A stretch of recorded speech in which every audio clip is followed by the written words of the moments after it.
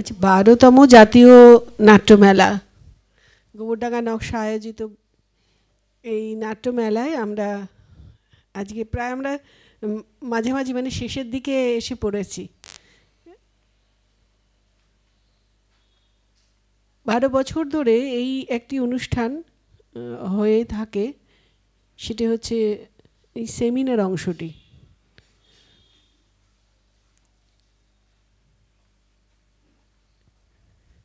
বিভিন্ন মানুষ তাদের দীর্ঘ থিয়েটার যাত্রার কথা বিভিন্নভাবে বলেছেন।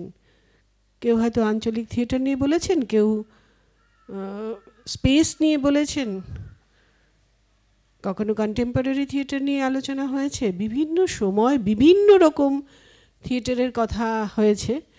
গত কয়েক বছর ধরে আমরা যেটা শুনছি সেটা হচ্ছে মাই জার্নি মাই থিয়েটার।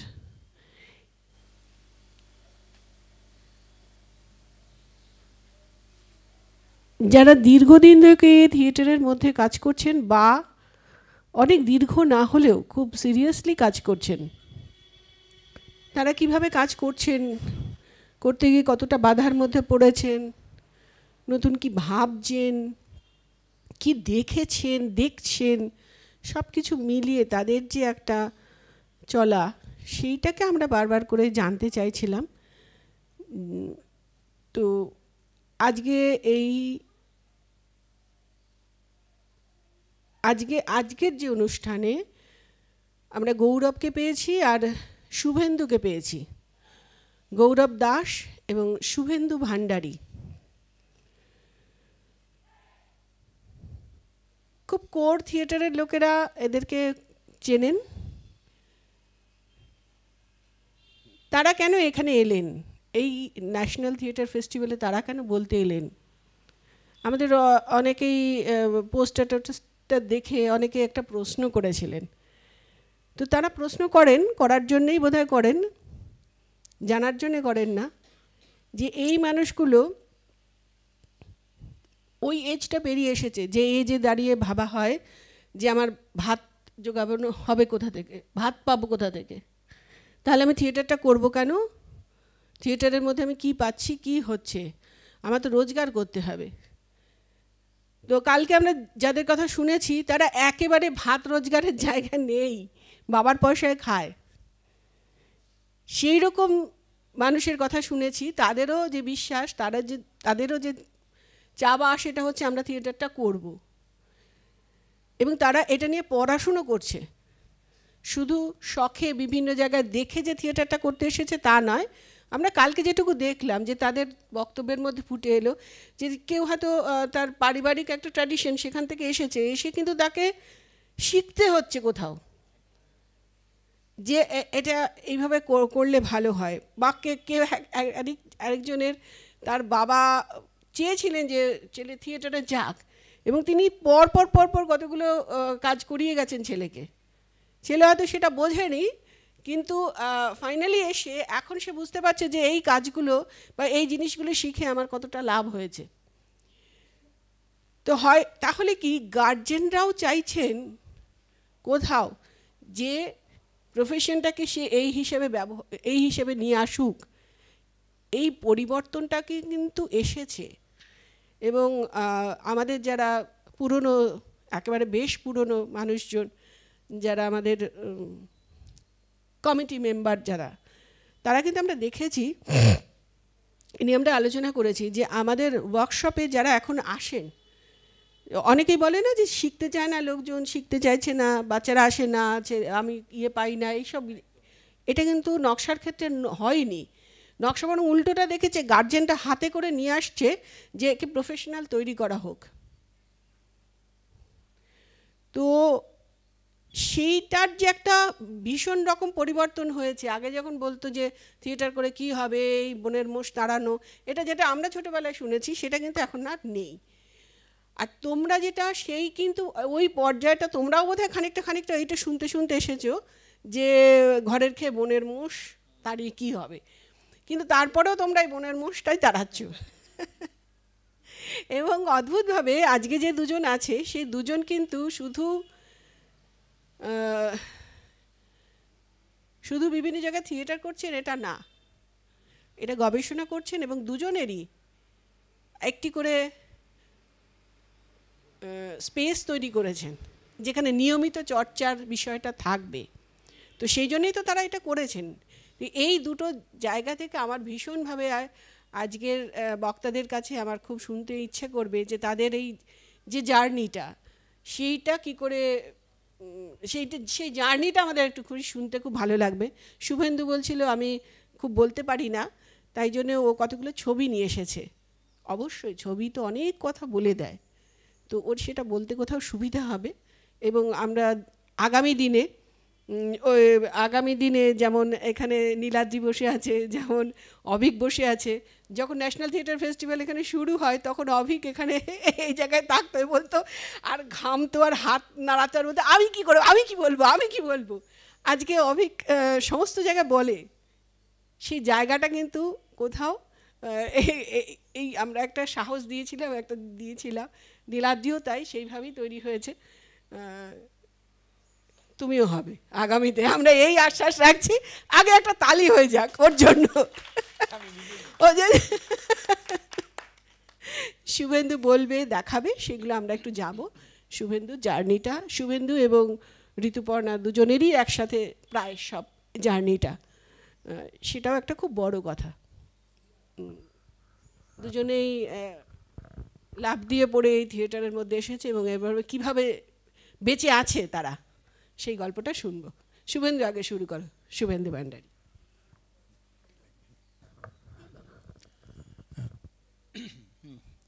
কি বলি, হ্যাঁ একদম যেটা হয়েছে, সত্যি আমি বলতে পারি না কথা, আর গুছিয়ে তো দূরের কথা, কিন্তু এইটা একটা ধন্যবাদ দেবো না কি করব বুঝে উঠতে পারছি না।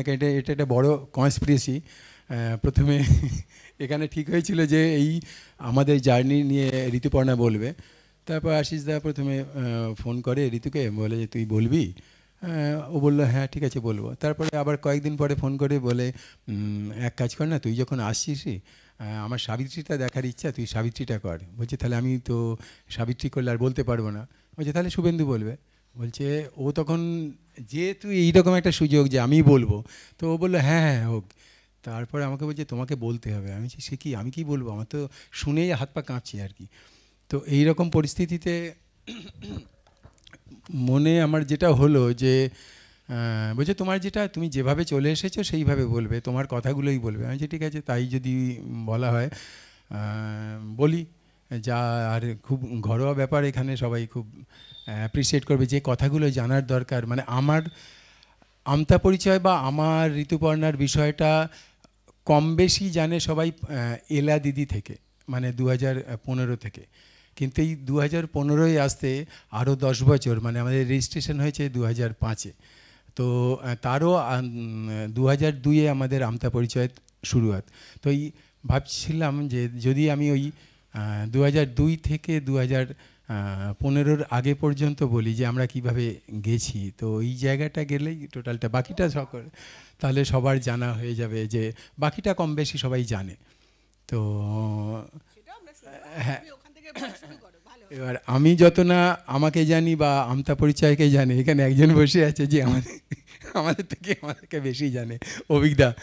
এবং সেই নিয়ে কয়েকটা ভাবনাতে অনেক কয়েকটা বিষয় লিখেছে। এবং সবথেকে সৌভাগ্যের ব্যাপার যে ওই যখন আমরা এলা দিদি শুরু করি, এক পয়সা না নিয়ে 1 বছর ধরে খালি এলা দিদিকে লোকের কাছে পৌঁছে দিয়েছে অভিজ্ঞতা। হ্যাঁ, আজকে যা এই যে এখানে বসে আছি সেইটারও একটা বড় অবদান অভিজ্ঞতার। এরকম কয়েকজন আছেন, সুবোধ স্যার, সুবোধ পটনায়ক, আশিস দা, ডক্টর আশিস গোস্বামী, এরকম কয়েকজন। আর এই আশিস দাস খালি একটা করে দূর থেকে, মানে অনেকটা দূরের ডিস্টেন্স, তো এখানে মনে হয় 85 কিলোমিটার দূরে, কিন্তু ফোনটা তো সহজেই চলে যায়। কিরে একটু এই কাজ তো করে যাচ্ছিস, এবার একটু টাকা পয়সার ব্যবস্থা কর, ভাব। আর থিয়েটার ফেরি করে কি করে কতদিন চালাবি, তারপরে তো আস্তে আস্তে বয়স হবে। তো এরকমভাবে পেপার কীভাবে কী করতে হবে বলে দিচ্ছি, আয়, নাহলে আমি বলছি না ঠিক আছে করবো এরকমভাবে অনেক দিন কাটিয়ে তারপর আর কতদিন আর কাটানো যায়, এড়ানো যায়, তো এড়ানো যায়নি। এরকম বেশ কিছুজন আছেন এবং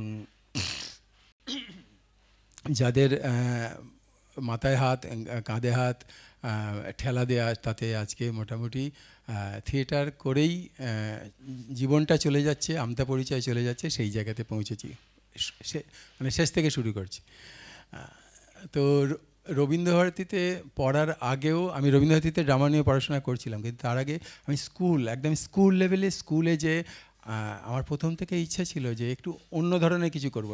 এই রকম দেখতে তো একটু এমনভাবে অন্য কিছু করতে যাবে যাতে দৃষ্টি আকর্ষণ করতে হবে। সেই জায়গা থেকেই আর কি বিভিন্ন ডিবেটে অংশগ্রহণ করা, স্কুলে যে সোশ্যাল হতো সেখানে নাটকে অংশগ্রহণ করা, এইগুলো করতাম। তো করতে করতে তারপর ওখান থেকে এইচএস পর্যন্ত পড়াশোনা করে হাওড়া চলে আসা, এনডি কলেজে পড়াশোনা করা, সেখানেও সোশ্যালে নাটকে অংশগ্রহণ করা। তো সেইখানে অনুপম দাস হাওড়াতে থিয়েটার করে। সে বললো, তুমি তো খুব সিরিয়াসলি করার চেষ্টা করছো, তো করবে থিয়েটার? আমি বললাম হ্যাঁ করব। তো তারপর আমি সেই দলে যাই, সেখানে গিয়ে থিয়েটার চর্চার চেষ্টা করি। তারপর ওখান থেকে যেটা হলো, রবীন্দ্রভারতীতে বলে রবীন্দ্রভারতীতে অ্যাপ্লাই করলে ওখানে পড়াশোনা করবি, হ্যাঁ রবীন্দ্রভারতীতে পড়াশোনা করবি এই থিয়েটার নিয়ে? আমি বললাম হ্যাঁ তাহলে করবো যদি চান্স পাই। তো সেখানে চান্সও পেয়ে গেলাম পরীক্ষা দিয়ে, তারপর স্কলারশিপও পেয়ে গেলাম, পয়সাও লাগলো না। তো সেই নিয়ে পড়াশোনা করতে করতে তারপর থিয়েটারটা সিরিয়াসলি করতে শুরু করলাম। এইভাবে চলতে চলতে 2002 হলো। তার আগে একটা জিনিস হয়েছিল যে ওই রবীন্দ্রভারতীতে থাকাকালীন যখন পড়াশোনা করছি তখন ভাবলাম যে আমাদের ওখানে তো কোনো হল নেই, তো আমি এই পড়াশোনা করলে আমাকে যদি থিয়েটার নিয়েই থাকতে তাহলে কলকাতায় থাকতে হবে, এখানে সেটেল হতে হবে, আর আদারওয়াইজ আমাকে সব বন্ধ করে গ্রামের দিকে চলে যেতে হবে। তো তখন একটা প্রোডাকশান দেখেছিলাম সুইডেনের, দ্য অ্যাপোক্যালিপস ট্রায়াল। তো যেখানে ওই ঠাকুর দালানের মধ্যে হয়েছিল, এরকম চত্বরের মধ্যে, সেখানেও অভিনেত্রীরা আছে, অডিয়েন্স আছে, একতলায়, দোতলায়, ছাদের ওপর, ওদের হাইফাই মানে কলার ল্যাপেল ব্যবহার করে, সাউন্ড সিস্টেম, লাইট, এভরিথিং ব্যবহার করে করলো। আমি বললাম অত কিছু ওইগুলোকে কেটে সেটেও আমরা তাহলে যেখানে শান্তিপূর্ণ পিসফুল জায়গা, সেখানে খুশি তাহলে থিয়েটারটা করতে হবে, তাহলে আমাকে কলকাতায় থাকতে হবে তার কোনো মানে নেই, তাহলে আমি গ্রামে চলে গিয়েও আমি থিয়েটারটা করতে পারবো। আর তখন এইরকমভাবে জানিও না, আর পড়াশোনা করছি ঠিক কথা, এই ইন্টিমেট বা এই অন্তরঙ্গ এরকম ভাবে তত বেশি জানিও না, তো এইভাবে করতে পারবো সেইটা একটা ভাবনা চিন্তা হলো। তো সেখান থেকে আমার এই জন্য এই কথাগুলো একটু বলে নিলাম তার আগে। আর এরপরেই যেটা হচ্ছে, এবার আমাদের দলটা তৈরি।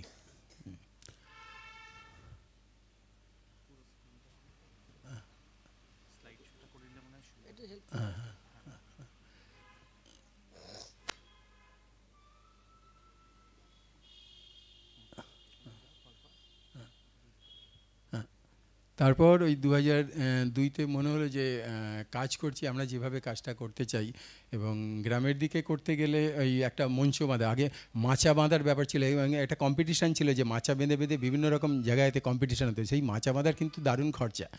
তো সেই মাচা যদি আমরা একদিনের জন্য মাচা বাঁধতে যাই তাহলে সেখানে তো অনেক খরচা হবে, তো সেইগুলো কি করে করব। আরেকটা পথ ছিল, সেটা হচ্ছে পথনাটক, যে কোনো একটা বিষয় নিয়ে পথনাটক, যেখানে খুশি চলে যাওয়া যায়, এই বিষয়টাও ছিল। আর হচ্ছে মঞ্চ নাটকের অ্যাকসেপ্টেন্সটা এখনও যেমন তো আছেই, আগেও আরও বেশি বেশি করে ছিল, এখন যেমন অনেক এক্সপেরিমেন্ট হচ্ছে বিভিন্ন জায়গায়, কলকাতাতে তো হয়েইছে এবং জেলাগুলোতেও প্রচুর এক্সপেরিমেন্ট হচ্ছে, এবং নানা রকমভাবে নানা রকম নাম দিয়ে কাজ হচ্ছে, এবং সেগুলো বেশ সফলভাবেই হচ্ছে। তখন তো এরকম মঞ্চ নাটককেই নাটক বলে মনে করা হতো, আর বাকি পথনাটকে সেখানেও কাজ হতো, এবং সেখানে মেনলি প্রোপাগান্ডা মানে প্রচারমূলক বা পলিটিক্যাল ইস্যু নিয়ে এইগুলোকেই ধরে নেওয়া হতো, মানে আলটিমেট তাই নয়। যারা মঞ্চ নাটক করতো ওরা তো পথনাটক করে, আর যারা পথনাটক করে ওরা তো খালি মঞ্চে খালি নিজেদের আর্ট দেখানোর জন্য এ করে। আমাদের নাটক কিন্তু ওই রকম ব্যাপার না, আমাদের প্রতিবাদের ব্যাপার একটা আছে, আমরা ওই সমাজের কথা বলি, জীবনের কথা বলি, এই রকম হাতের একটা ব্যাপার আছে, তো সেই রকম কথা বলি। তো এইরকম নানা রকম, আমি তো ঝামেলায় পড়ে গেলাম যে আমার কী করব, মানে এদের এই দলে করব না ওই দলে করবো না, এরকম ব্যাপারটা যখন হলো যে না আমাদের জায়গাতেই করব, আমাদের মতো করেই করব। তো তারপর একটা দল তৈরি করা, ঋতুর সাথে আলাপ হলো। রবীন্দ্রভারতীতে আমার কাজ ছিল একটা, যে নতুন যে সমস্ত ছেলে মেয়েরা আসবে তো তাদের সাথে আলাপ করা এবং হচ্ছে দলে নিয়ে আসা। তো আমি এরকম করতে করতে দলটা বেশ ভালোই চলছিল, পথনাটকও করছি। তারপর মনে হলো না একটু অন্যরকমভাবে, একটু যখন পড়াশোনা করছি একটু থিয়েটার কি খায় না গায়ে মাখের জায়গা থেকে একটু উত্তরণ ঘটলো, এক ধাপ এগোলাম। তখন মনে হলো যে একটু চেষ্টা করে দেখি, আমরা থিয়েটারটা নিয়ে বাঁচার চেষ্টা করি আর লড়াইটা করি দেখি গ্রামের দিকে। 2002 সালে আমাদের রেজিস্ট্রেশন দলটা তৈরি হয়, পরিচয় নাম হয়। তারপর সেটাকে নিয়ে এবার কোথায় রেজিস্ট্রেশন হয় সেই সব করতে যাব। সেখানে গিয়ে বললো যে না তোমাকে এক কাজ করতে হবে, একটা লোকেশনের নাম দিতে হবে তোমার যেখানে, আর নাহলে একটা সাল দিতে হবে।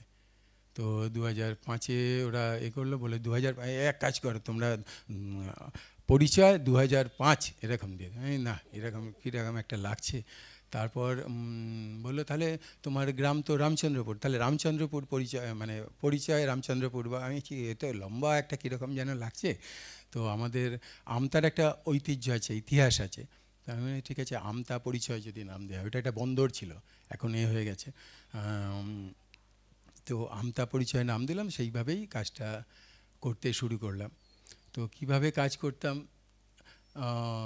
তো আমাকে থিয়েটারটা করতে হবে, এখানকার ছেলে মেয়েদের দিয়ে কাজ করাতে হবে, ছেলে মেয়েদের তাদের ওয়ার্কশপ করানো, আমি যা যা শিখেছি সেইগুলোকেই শেখানোর চেষ্টা করব ওখানে, যদি একটা প্রপার ওয়েতে, যেগুলো শেখা হয়েছে সেগুলো নিশ্চয়ই একটা প্রপার ওয়েতে এবং সায়েন্টিফিক প্রসেসেই শেখানো হয়েছে। তো সেইভাবে যদি আমি বাচ্চাগুলোকে শেখানোর চেষ্টা করি এবং তারা আসবে, তারা আকর্ষণে আসবে এবং সেখান থেকে ছেলেমেয়েও পেয়ে যাব এবং সেইভাবে আমরা লড়াইটা করতে পারবো। তো এইভাবে আমার যা যা শিখতাম আর এখানে এসে শেখাতাম এইভাবে। এইটা একটা স্কুল, যে একটা স্কুল বলতে ওখানে বেসরকারি স্কুল, কিন্তু একটা বাড়িটা চারিদিকে হচ্ছে দোতলা করে রুম আছে আর মাঝখানটা উঠোন। হ্যাঁ, এই ধরনের কনসেপ্টে ঘরটা ছিল, মানে বাড়িটা ছিল, সেইটাকে স্কুল করা হয়। এই যে এদিকেও দেখা যাচ্ছে যে ওইদিকেও আছে, এদিকেও বাড়ি আছে। তো আমরা ঠিক করলাম যে কোনো বিষয়ে নাটকটা তৈরি করি। সেখানে আগে ওই একটা বড় ডাবলি কিনতে পেরেছিলাম, সেই ডাবলি পাড়ায় ঢেঁড়া দিয়ে, কী ব্যাপারে এটা বাজাচ্ছিস কেন, হচ্ছে বিকেলবেলা 4টের সময় চলে আসবে আর লাইট ছাড়া কাজ হবে। তো 4টের সময় চলে আসবে, আমরা একটা নাটক তৈরি করেছি, তো সেই নাটকটা তোমরা দেখবে। তারপর সবাইকে বললাম, মা কাকিমাদের বললাম, সেই স্পেসে এইভাবে, এই যে এইখানে আমাদের স্কুলটার এটা একটা কালো পর্দা টাঙিয়ে এখানে আমরা রিহার্সাল করতাম। এইভাবেই নাটকগুলো এক এক করে তৈরি করতাম এবং তাদের নিয়ে দেখাতাম যে ভালো মন্দ সব বলতে হবে, ভালো লাগলেও কোন জায়গাটা ভালো লেগেছে সেটা বলতে হবে, খারাপ লাগলেও সেই জায়গাটা অবশ্যই করে বলতে হবে, তবে আমরা বাইরের লোকের কাছে নিয়ে যেতে পারবো। এখন তোমরা দেখে নাও, দেখে নিয়ে তোমাদের কোথায় খারাপ লাগছে ভালো লাগছে এগুলো বলো। তারপর আর তখন এখন যেমন আছে সব জায়গায় যে critic show, close door show, এই ব্যাপারে আমাদের এইটাই আর কি, ক্রিটিক শো এটাই ক্লোজ ডোর শো। জেঠিমাদের ডাকা, জেঠুদের ডাকা, কাকিমাদের ডাকা, মায়ের পাড়ার যারা আছে সবাইকে ডেকে এইভাবে শোটা করতাম। আর এইভাবেই আমরা বেরিয়ে যেতাম গ্রামের আশপাশে। তো এইভাবে সেই সময় পথনাটকও করতাম, এইগুলো বিভিন্ন বিষয় নিয়ে, সোশ্যাল কিছু ইস্যু নিয়ে, সেইগুলো নিয়েও আমরা পথনাটক করতাম। তারপর তার সাথে প্রোডাকশন মঞ্চ নাটকও করতাম এবং ওখানে বিভিন্ন রকম মেলা, আজকে তো মেলা চারিদিকে ভীষণ মেলা। তো আগেও এই মেলা হতো, কৃষি মেলা, এইসব বিভিন্ন রকম মেলা হতো। তাতে একটা পার্ট থাকতো যে কালচারাল অনুষ্ঠান, এবং সেখানে আবৃত্তি, নাচ এবং নাটক থাকতো। তো সেই নাটকও এক একটা করে তৈরি করলাম। এটা হচ্ছে আমাদের দলের প্রথম 2005-এ খেলাঘর, রমাপ্রসাদ বণিকের খেলাঘর নাটকটা তৈরি করে আশপাশের গ্রামগুলোতে আমরা যেতাম, গিয়ে শো করতাম, অনেকজন মিলে কাজ করতাম। কিন্তু যেটা হলো এই যে এগুলো সবই, এইটা হচ্ছে দ্বিতীয় নাটক হচ্ছে সত্যিভূতের গপ্প মনোজ মিত্রের। তো এইভাবে এই পিছনে এই পর্দা তৈরি করা বা এই মঞ্চ একটা ভাড়া করা, স্কুলের মঞ্চগুলোতে একটা হল ঘরে এইভাবে করা, এইটা হচ্ছে বৃষ্টির আষাঢ় বৃষ্টি নীলা বন্দ্যোপাধ্যায়ের প্রথম যেটা, এটা বড় করে করেছিলাম, মানে সেট টেট দিয়ে এটা করি। এবং এটা প্রথম ওই আশপাশেই যা কিছু হতো শো ওই আশপাশেই করা হতো। এইটা নিয়ে আমরা পুরুলিয়াতে গিয়েছিলাম, এটা প্রথম একটা বাইরের শো করতে যাওয়া এতজন মিলে। তো একটা কস্টিং, কেন আজকে কলকাতা থেকে 50 কিলোমিটার দূরে একটা প্রত্যন্ত গ্রামে, সেখান থেকে যদি এই সেট নিয়ে কলকাতার দিকে আসা ওইটা, এবং একটা হল নেওয়া, হলে শো করা বা কেউ ডাকা, তাদের ক্ষেত্রেও একটা কষ্টসাধ্য, যে মিনিমাম তো 10,000 টাকা দিতে হবে, তো দিলে তবে তারা হয়তো ওই খালি যাতায়াত খরচটুকু ওইটুকুর জন্য, এতে কে ডাকবে? আমাদের কোনো স্টার নেই, গ্রামের ছেলেদের শেখাচ্ছি, তাদের দিয়ে থিয়েটার করা, কে ডাকবে? এইভাবেই চলতে থাকে তখন। এবং তারপরে একটা নাটক করি দুর্গা বলে, এটা খুব অনেক 80টার মতো শো হয়। এইটা ওই ওমেন ইস্যু, হ্যাঁ এটা 2005-এর পরে, এইটা 2008-এ এইরকম সময় 10-এ এই সময় শোটা করে, 80টার মতো শো হয়। তো কিন্তু আমরা বাইরে বাইরে নিজেদের নিয়ে যেতে পারছি না, খুব অসুবিধা। এবং থিয়েটার ছেলেদেরই বাইরে যেতে দিত না, মেয়েদের তো দূরের কথা, ছেলেদেরই যেতে দেওয়া। ও কোথায় হবে? এই পাশের গ্রামে বা ওই গ্রামে, ওখানে হবে তো, তাহলে তোমরা করতে পারো, আদারওয়াইজ না না না, ও দূরে যাবে না। ছেলেদেরই যেতে দিত না, আর মেয়েদের তো দূরস্থ। এমনও হয়েছে যে এই প্রসঙ্গেই বলি যে ফালাকাটায় শো পেয়েছিলাম, আমাদের একটা শো, তার দুদিন আগে তার মেয়েটির বাবা জেনে যায়, সে সেন্ট্রাল ক্যারেক্টার করে, মেয়েটির বাবা জেনে যায় যে মেয়ে নাটক করছে। মায়ের ইচ্ছা ছিল, তাকে একটু সাপোর্ট করেছিল, বাবাকে জানায়নি। এবার বাইরে যখন যেতে হবে তাকে জানাতেই হবে, নিয়ে যাবে। তো বললো থিয়েটার মানে নাটক করছে, ও নাটক ফাটক করতে হবে না, মেয়েদের, আমার মেয়ে তো। এবার আমার কাছে চড়া হয়েছে, এসে বলছে যে কী ব্যাপার, তুমি নাটক? আমি বলছি হ্যাঁ, এইটা নিয়ে জানে আমি পড়াশোনা করেছি, বলছি মেয়েকে নিয়েছো, এবার মেয়ে যদি বিয়ে না হয় তুমি দায়িত্ব নেবে তো? হ্যাঁ, এবার থিয়েটার করলে নাটক বিয়ে হবে না। আসলে ওদেরও কোনো দোষ নেই, কেননা ওখানে ওয়াল, মানে ওয়ালও ঠিক নাম নয়, ক্লাবে একটা করে নাটক, বছরে একবার করে নাটক হতো, এখন তো সব বন্ধ হয়ে গেছে। সেই সময় আজ থেকে 25-30 বছর আগে ওই ক্লাবে যে বেশি চাঁদা দেবে সেই হিরো হবে, তারপর যে চাঁদা দেবে সে ভিলেন হবে, কেন সে হিরোইনের সংস্পর্শে আসতে পারবে। এরকম 2-3 জন মানে মহিলা শিল্পীকে ভাড়া করে এরকমভাবে নাটক হতো। একবারই হবে, বছরে একবারই হবে, তার শোয়ের তো কোনো ব্যাপারই নেই। তো এইভাবে দেখে দেখে অভ্যস্ত। এবং যারা যে মহিলা শিল্পীরা কাজ করতেন, আমি এই কথাগুলো বলছি এই কারণে, এরকম গ্রামে অজস্র ছেলে মেয়ে আছে যারা থিয়েটারটাকে ভালোবাসতে চায়, করতে চায়, এবং থিয়েটারটাকে প্রফেশন হিসেবে নিতে চায়। কিন্তু এইগুলোর মধ্য দিয়ে আমার মনে হয় 95-96% ছেলে মেয়ে গেছে। তো সেই জন্য ওই কথাগুলো জানানোর একটা লোভ সামলাতে পারিনি। আর আশিস দা এই কনস্পিরেসি করেছে, তার জন্য আমাকে বলতে হচ্ছে। যাই হোক, তো সেখানে দেখা গেছে যে ওই যিনি যে মহিলা শিল্পী হিরোইন করবেন বা সাইডে করবেন, তাদের 5টা 6টা 7টা গান কিন্তু মুখস্থ। মানে ঘুরিয়ে ফিরিয়ে এইরকম একটা রোমান্টিক গান থাকলে তাতে ওই গানগুলোকে, মানে সিন থাকবে এবং সেখানে ওই গানগুলোকে ব্যবহার করা হবে। একটু যখন দুঃখের সিন হবে, তার উপর অত্যাচার করা হবে, সেই দুঃখের কয়েকটা গান তৈরি করা আছে, সেই গানগুলো গাইবেন এইরকমভাবে। এবং গান বেশ উদার্ত করেন, বেশ ভালো, বেশ রেঞ্জ আছে, গলার রেঞ্জ আছে, সেই রকমভাবেই করেন, মানে সেমি যাত্রা টাইপ এইরকমভাবেই কাজটা করেন।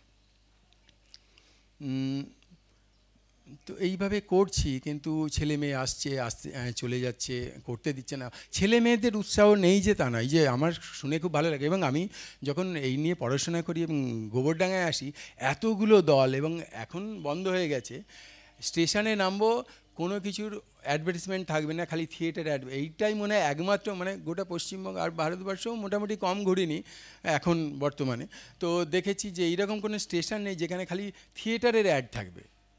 এই গোবরডাঙ্গা মানে এক্সেপশনাল একটা স্টেশন, যেটা গোটা ভারতবর্ষের মধ্যেই, যেখানে কেবলমাত্র থিয়েটারের প্রচারের এরকম হোর্ডিং পোস্টার থাকতে, হ্যাঁ থাকতো। আজ থেকে 3-4 বছর মনে হয় অফ হয়ে গেছে, লকডাউন থেকে অফ হয়ে গেছে, লকডাউন হয়ে গেল। তো এইখানে এবং অবাক করার বিষয় যে পড়তে যাওয়ার আগে মানে আমি এখানে আসা মানে আমি গর্বিত যে এখানে এই গোবরডাঙ্গার মতো জায়গায় আসতে পেরেছি, যেখানে দেখেছি আমি রাত থাকার ফলে আমি দেখতে পেয়েছি যে একটি ছেলে বা একটি মেয়ে একাডেমি পড়তে যাওয়ার আগে সে আধ ঘন্টা 35 মিনিট 40 মিনিট সে নাটক মানে গান হোক হোক এগুলো বা যোগা হোক সেগুলো প্র্যাকটিস করে চর্চা করে তারপর সে পড়াশোনা করতে যাচ্ছে। এক্সেপশনাল গ্রাম। এইটা আমাকে খুব তাড়িত করেছিল এবং তখন আমি ভাবলাম যে এইভাবে যদি আমার গ্রামে চেষ্টা করা যায়। কিন্তু পুরো আজকে বলছি এখন ছেলে মেয়ে মানে বাধা দিতে হয় বা বাবা মায়েরা ধরে নিয়ে আসে, আর আমাদের বাবা মায়েরা জানতে পারলে নিয়ে চলে যায়। এইরকম একদম এই জায়গা থেকে জেডে আমরা এইরকমভাবে পরিস্থিতি পরিবেশে আছি। তো তারপরেও যাই হোক, তো রবীন্দ্রভারতীতে যখন পড়াশোনা করলাম করতে করতে ওই ভাবলাম যে গ্রামে করব, এবং তখন ওই রতন তিয়ামজি এসেছিলেন ওয়ার্কশপ করানোর জন্য। তখন বললেন যে এরকমভাবে 24 ঘন্টার থিয়েটার হবে না, তো এরকম একটা জায়গা বা তৈরি করে নেওয়া যেখানে দুপুর পর্যন্ত নিজেদের পেটের জন্য ব্যবস্থা করা, আর দুপুরের পর থেকে মাথার জন্য মনের জন্য ব্যবস্থা করা, এরকমভাবে যদি একটা করা যায় স্পেস তৈরি করা। তো আমাদের ওখানে তো ধান ক্ষেতের অভাব নেই, তো এরকম ধান খেতে একটা স্পেস তৈরি করি অনেক পরের দিকে। তার আগে ওই এলা দিদি বলে যেটা সবাই মোটামুটি কম বেশি একটু আধটু জানে, আমরা কি করলাম যে থিয়েটারটা কিন্তু এতজন নিয়ে যদি থিয়েটার করতে যাই, একটু জল খেয়ে নিচ্ছে। না না চা খাই না, চা খাওয়া পর্যন্ত রিস্ক নিতে পারছে না। আজকে প্রথম আমি খেয়ে নিচ্ছি ঠান্ডা করে থিয়েটারের পয়সা। না চা খাবো না, ঠিক আছে। তো তখন ভাবলাম এরকম বাধা আসছে, ছেলে মেয়েদের করতে দিতে চাইছে না, তাও তখন কি করা যায়, এরকম খুব চিন্তার মধ্যে পড়লাম। 2013 সালে এলাম ঋতুপর্ণা, এতে মিনার্ভাতে চান্স পেল রেপার্টারিতে, সেখানে একটা টাকার ব্যবস্থাও হলো। ও কিন্তু ওইটা শেষ করবে কি হবে, তখন লাকির সাথে আলাপ হয়। লাকি বলে যে তোমরা থিয়েটারটাকে এইভাবে স্কুলে স্কুলে নিয়ে যেতে পারো। আমরা এর আগেও কিন্তু স্কুলে কাজ করেছি, অনেক স্কুলে ছেলে মেয়েদের নিয়ে এটা প্রথম থেকেই কাজ করতাম, কেননা স্কুলে ছেলে মেয়েদের একটা স্কুলে গিয়ে কাজ করলে একটা আলাদা একটা আভিজাত্য ছিল, যে সেখানে ওয়ার্কশপ করানো হচ্ছে, মানে নিজেদের নয়, এবং বাবা মায়েরা বাধা দিত না, যে স্কুলে একটা কাজ হচ্ছে, অ্যাক্টিভিটিস হচ্ছে, তার মধ্যে থিয়েটারটাকে পুট করছেন, যে সমস্ত কম স্কুল থাকলেও তারা চাইলে তখন বাধা দিত না।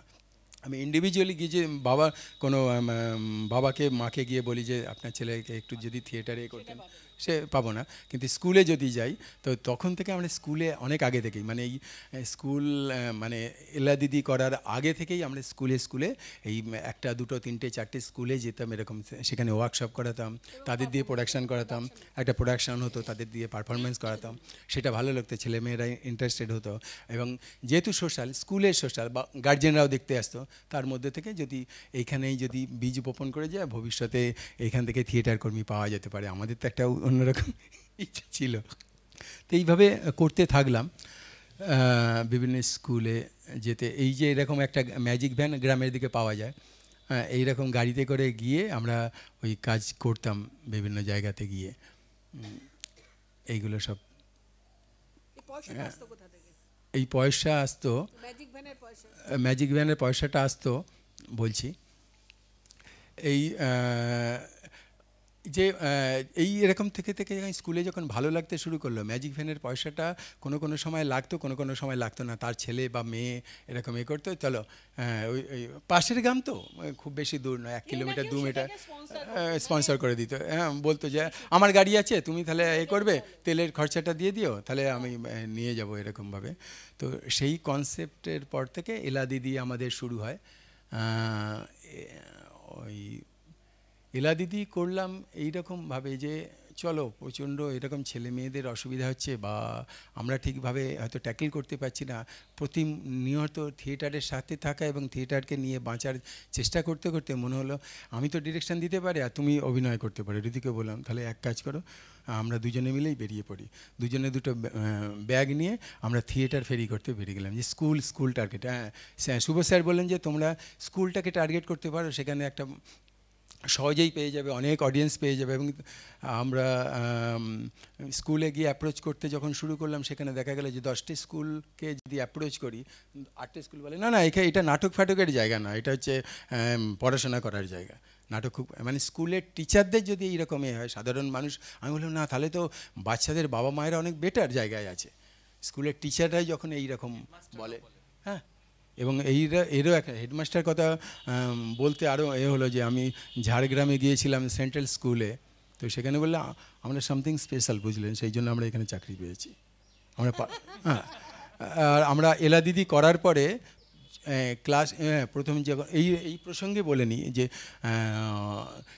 ক্লাস 6-এ খালি মেয়েদের দিয়ে দিয়েছি যে না ওই করতে, আচ্ছা করবেন, করুন, ঠিক আছে। আমি বললাম না, আমাদের যে এলা দিদি করতে হবে তাতে ক্লাস 9-10-এর মেয়েদের হলে, ও আচ্ছা, দুজন টিচার ছিলেন, উনি বললেন ঠিক আছে ক্লাস 9-এর ব্যবস্থা করে দিচ্ছি।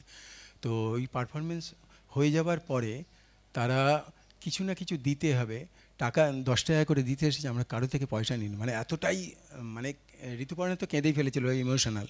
তো এই প্রসঙ্গেই আর কি বলে ফেললাম।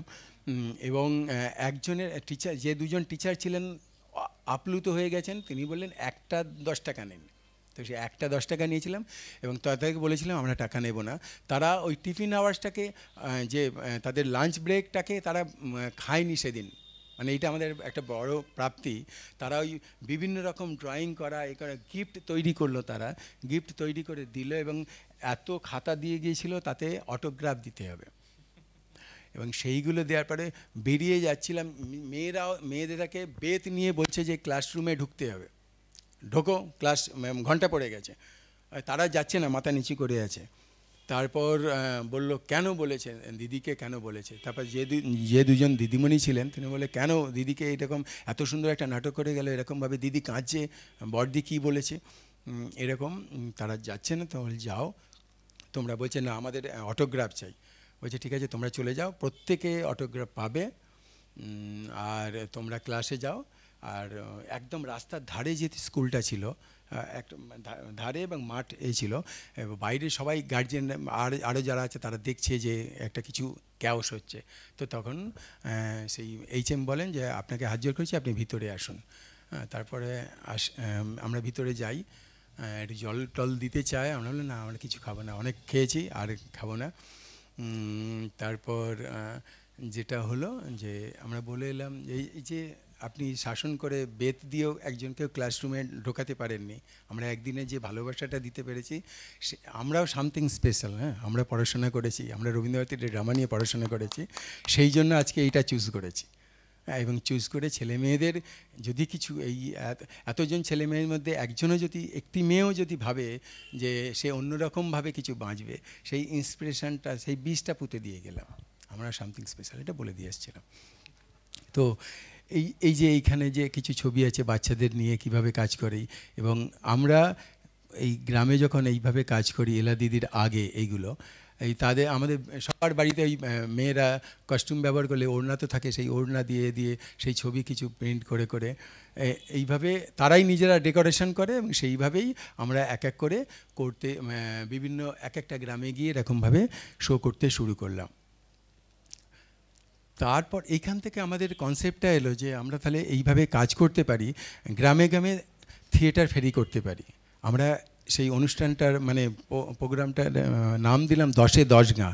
প্রতি বছর 10টা করে গ্রাম চুজ করতাম এবং সেখানে 1 মাস আগে হাতে একটা লিখে যে এই নাটক হবে, আগে নিজেরাই করতাম, মোস্টলি নিজেরাই করতাম।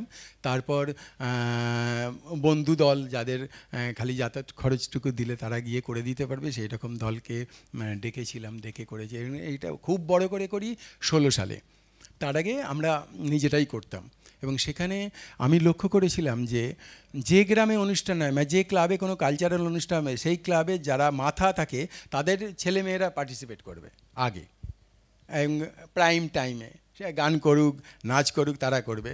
আর বাকি সব একটু সেখান থেকে যখন ক্যাটাগরিক্যালি তাদের পদটা কম কম দিকে যাবে, তারা ওই সব নন প্রাইম টাইমে এইসব কাজ করবে। তো আমি সেইটাকে ঠিক করলাম যে এইভাবে আমরা গ্রামে গ্রামে গিয়ে করব, প্রচার করব, এবং সাইকেলের সামনে একটা ঝুড়ি দিয়ে একটা ছোট ওই সি টাইপ বক্স, স্ট্রেঞ্জারের বক্স কিনে সেইটা দিয়ে অ্যানাউন্স করতাম, এবং এই ছেলেমেয়েরাই তা অ্যানাউন্স করতে যেত সাইকেলে করে, যে ওইভাবে তৈরি হবে। তো এবং যেদিন অনুষ্ঠানটা হবে, ওই 10-এ 10 গার যে অনুষ্ঠানটা যেদিন হবে, সেই দিনে আমরা একটা থিয়েটার মার্চ করতাম, মানে ওই যে যেমন খুশি সাজো। এটা এই সংসাজের ব্যাপারটা গ্রামের দিকে কিন্তু অনেক আগে থেকেই ছিল। তো এইখানেও একটা তারা যেভাবেই ভাবুক না কেন, আদতে তো ওই বিভিন্ন রকম তাদের রং করা বা ওই মাস্ক পরা, এই মুখোশ করা, এইগুলোতে একটা বাচ্চাদের সবসময় উৎসাহ থাকে। তো সেই রকমভাবে সাজিয়ে দেওয়া হতো এবং হাতে একটা করে প্ল্যাকার্ড দিয়ে দেওয়া হতো, এবং সেইগুলো বাচ্চাদের নেওয়ার জন্য একটা কম্পিটিশান থাকতো যে আমি নেব, আমি নিয়ে ঘুরবো তাতে। এবং কিছু থিয়েটার যে প্রয়োজন আছে এবং ছাত্র জীবনের প্রয়োজন আছে, সেইগুলো আমি লিখে লিখে সেইগুলো যারা যারা জানে যে ওইগুলো দিয়ে যদি কিছু একটা পরিবর্তন কিছু করা যায়, মানসিকতার পরিবর্তন করা যায়, চেষ্টাও চালিয়ে গেছি। তো থিয়েটার মার্চ যখন সকালে শুরু করি, যে আমরা তাদের জানিয়ে দিলাম যে আজকের সেই দিনটা, যেদিন আপনাদের এখানে বলেছিলাম, যে আগে জানিয়েছিলাম, অ্যানাউন্স করেছিলাম যে নাটক হবে। এবং তার আগে আমরা গ্রামের ক্লাবে বা বারোয়ারিতলাতে বলতাম যে আমরা 10-12 জন আসবো বা 7-8 জন আসবো, যদি একটু ডাল ভাতের ব্যবস্থা করেন, কেন আমাদের গ্রাম থেকে এসে অ্যারেঞ্জ করে আবার দুপুরবেলা খেতে যাওয়া, আবার ফিরে আসা অসুবিধা হবে। তবে গ্রামের দিকে এই জায়গাটায় কোনো অসুবিধা হয় না। তারা বললো হ্যাঁ হ্যাঁ ঠিক আছে ঠিক আছে, কেন ডাল আলু ভাতে হবে, কেন আরও বেশি বেশি হতে পারে, এরকমও হয়েছে, মাংস হয়েছে, মাছ হয়েছে, বিভিন্ন রকম তারা খেতে দিত, এবং একসাথে তারা আমাদের সাথেও তারাও খেত। তো এইরকমভাবে আর 10টা থেকে একটা করতাম হেলথ ক্যাম্প, মানে হচ্ছে একটু প্রেশার দেখা, ওজন দেখা, এইগুলো। তারপর কয়েকজন ডাক্তার যখন জানতে পারলেন, তারা বললেন ঠিক আছে আমরা প্রাথমিক কিছু চেক আপের ব্যবস্থা করে দেবো। এইরকমভাবে করা হতো বয়স্ক লোকেদের, তাদের থিয়েটার দেখতে নিয়ে আসার জন্য। এবং দুপুরে খাওয়া দাওয়ার পরে 3টে থেকে কালচারাল অনুষ্ঠান হতো। এবং আমি যে কথাটা আগে বলছিলাম, যে ক্লাবে অনুষ্ঠান হয় সেই ক্লাবের যারা পদে আছে তারা বাচ্চারা আগে অংশগ্রহণ করবে। সেই জন্য আমরা কী করলাম, যে গ্রামে অনুষ্ঠান হতো, এবং সকালবেলা আরেকটা করতাম সিট অ্যান্ড ড্র, মানে কম্পিটিশান নয়, যে যা খুশি আঁকবে, এবং সেইটা এরকমভাবে বিকেলবেলা যে অনুষ্ঠান হবে সেখানে ডিসপ্লে হবে, সেইটার জন্য উৎসাহিত হতো, এবং অন্য গ্রাম থেকে আসবে, এবং যে নাচ গান আবৃত্তি অংশগ্রহণ করবে। যে গ্রামে অনুষ্ঠানটা করবে সেই গ্রামে ছেলেমেয়েরা চান্স পাবে না, পাশের গ্রামে ছেলেমেয়েরা করবে, কেননা তখনই এবার ওই যে একটা প্রেশার থাকবে ক্লাবের, এইটা একরকম, সেখান থেকে বাঁচা।